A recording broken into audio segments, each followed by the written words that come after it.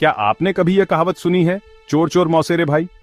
Well, मैं आपको एक कहानी सुनाता हूं जो इसे सच कर दिखाती है, सीधे भारत के एक छोटे से गांव से, जहां 3 कुख्यात ट्रिकस्टर्स मोहन, सोहन और गोहन कौन करने के आर्ट में माहिर थे। ये तीनों इतने शार्प थे कि गांव वाले उनकी बातों में फंस जाते थे, इससे पहले कि उन्हें पता भी चले।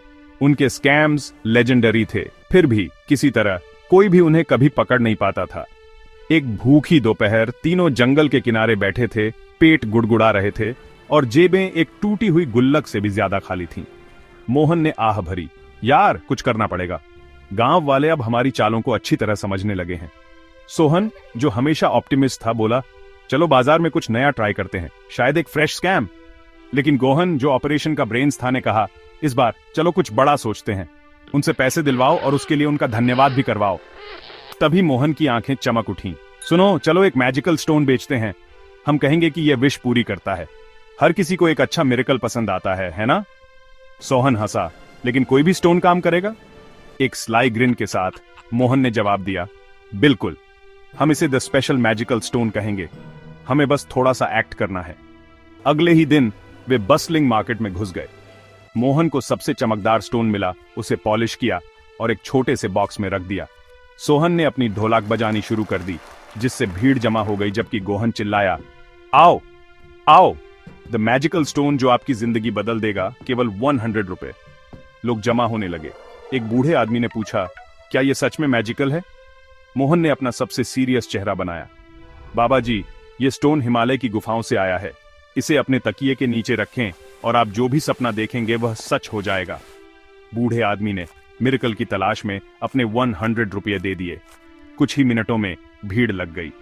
सोहन का ड्रमिंग और तेज हो गया और गोहन चुपचाप जहां भी हो सके जेबों में हाथ डाल रहा था। लेकिन जैसे ही वे अपनी विनिंग्स गिन रहे थे, गांव के सबसे श्रूड मर्चेंट लाला राम प्रसाद आ पहुंचे। उन्होंने स्टोन को देखा और खींचकर कहा, यह तो बस एक रेगुलर स्टोन है, तुम लोग धोखेबाज हो। मोहन नहीं घबराया, लाला जी, केवल शुद्ध हृदय वाले ही इसका मैजिक महसूस कर सकते हैं, ट्राई करना चाहेंगे? लाला को चैलेंज पसंद था। ठीक है, मैं इसे खरीदूंगा, लेकिन अगर यह फेक निकला तो तुम्हें पछताना पड़ेगा। उन्होंने पैसे दिए और चले गए। तीनों को थ्रिल्ड और टेरिफाइड दोनों छोड़ गए।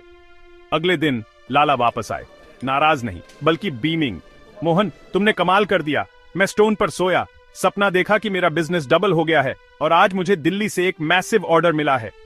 ट्रिकस्टर्स घबराकर घूरने लगे। मोहन हकलाया, आप मजाक कर रहे हैं, है ना? लाला मुस्कुराया, नहीं नहीं, ये सच में मैजिकल है, यहां 1000 रुपये लो और चलो इन्हें साथ मिलकर बेचते हैं। उनकी आंखें लालच से चमक उठीं, वे तुरंत मान गए।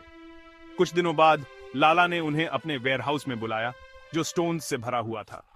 इन्हें मैजिकल के रूप में बेचो, हम प्रॉफिट्स बांट लेंगे। वे उत्सुकता से मान गए।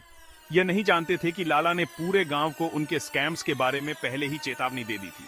अब खरीदने के बजाय लोग उन पर बस हंस रहे थे। उनका बिजनेस रातों रात चौपट हो गया। जब उन्हें सच्चाई का पता चला तो उन्होंने लाला का सामना किया।